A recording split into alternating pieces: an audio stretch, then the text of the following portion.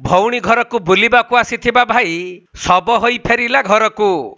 एपरी एक अभावनीय दुखद घटना घटी गंजाम जिला आसिका ब्लॉक कोटिनोड़ा थाना पढ़ाड़ ग्राम मिलिथिबा सूचना अनुजाई धराकोट थाना तालपाटना ग्रामर ऋषि नायक नामक जने युवक निज भौणी घर पढ़ाड़ ग्राम को बुलिबा पई आसीथिले।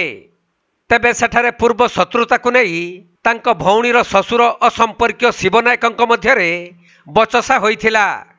एही समय रे ऋषि नायक छड़ाइबा पई जिबारु शिव नायक उत्त्यक्त होई पाखरे रखिथिबा एक मारणास्त्र रे ऋषि को आक्रमण करिथिला। तेणु अति गुरुतर अवस्था ऋषि नायक को ग्राम लोक माने उद्धार करी आसिका उपखंड चिकित्सालय को आनिथिले मध्य कार्यरत डाक्तर तांको मृत घोषणा करिसंती। पर एही घटना संपर्क रे खबर पाई पुलिस पहुंची तदंत आरंभ करिथिबा बेले 3 जन को थाना रे अटक रखी अधिक पचरा उचरा करुछंती। मो पी शाशुर पुओ दियर आसिक मो शशुर सहित पाटदंड हेले। तापर मो स्वामी आसिले कौन पाटदंड हो चली भंग भाई कले भितर मो भाई छात पर शोला सी भी आसिले भंगेला भंगले भितर छड़ा छड़ी है भितर रात तो अंधारे किसी देखा जाऊनी कौन आणिकी मो भाई को भूसी देछि।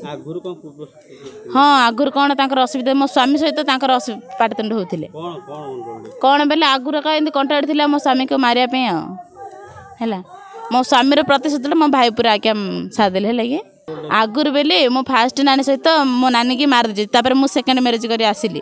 सेकेंड मैरिज कर आसिला पर मो स्वामी की चजी मारिया तापर मो स्वामी आसिला पर मो भाई कहले कौन पाटदंड होच शल जो किए पाटदंड हो सी आसवा कारण शलाटा पाटदंड होती से भगिया पे आसिला भंगेला भितर अंधार किसी देखा जाऊनी कौन आणिकी मो भाई को घुसी देला चाकू की कौन किस मो पी शाशुर पुओ शिव।